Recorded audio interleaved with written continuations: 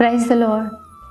దేవుని చేత పంపబడిన వారు ఎవరు, దేవుడి చేత పంపబడిన వారు అని ఎలా తెలుసుకోవడం అని చెప్పి ఈరోజు చాలామంది కన్ఫ్యూజ్ అవుతూ ఉంటారు. ఎందుకంటే అనేకులు వస్తున్నారు, అనేకమైన మాటలు చెప్తున్నారు, అనేకమైనవి తెలియజేస్తూ ఉన్నారు. వీరు నిజంగా దేవుని సేవకులేనా, వీరు నిజంగా దేవుని చేత పంపబడిన వారైనా అని చెప్పి అనేకులకు అనుమానం కలుగుతుంది. అయితే ప్రభు చెప్తున్న మాట ఈరోజు చూడండి, యోహాను సువార్త 3:34 చూసినట్లయితే, దేవుని చేత పంపబడిన వారికి ఆయన కొలత లేకుండా ఆత్మను అనుగ్రహిస్తాడు.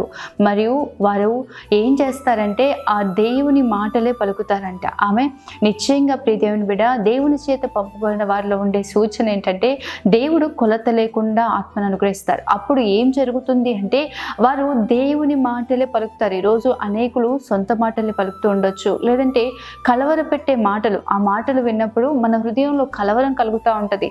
చీకటి అపవాది సంబంధించిన మాటలు అనేకుల జీవితాల్లో ఏలుబడి చేస్తూ ఉంటాయి, భయం వెంబడిస్తూ ఉంటుంది. దేవుని మాట ఎటువంటి మాట అంటే జీవాన్ని కలగచేసే మాట, ఎండిన ఎడారిలో నీటి ఊటల్ని పుట్టించే మాట, నిరీక్షణ లేని సమయంలో దేవుని మాట నిరీక్షణను కలగచేస్తారు. దేవుని ఆత్మ వారిపై ఉంది అనడానికి సూచన ఏంటంటే వారు దేవుని మాటలు పలుకుతూ ఉంటారు. వారు పలుకుతుండగానే మీ జీవితాల్లో ధైర్యం కలుగుతుంది, నెమ్మది కలుగుతుంది, దేవుని శక్తిని మీరు అనుభవించగలుగుతారు. కాబట్టి నిశ్చయంగా ఏ మాటలంటే ఆ మాటలు విని కలవరపడొద్దు.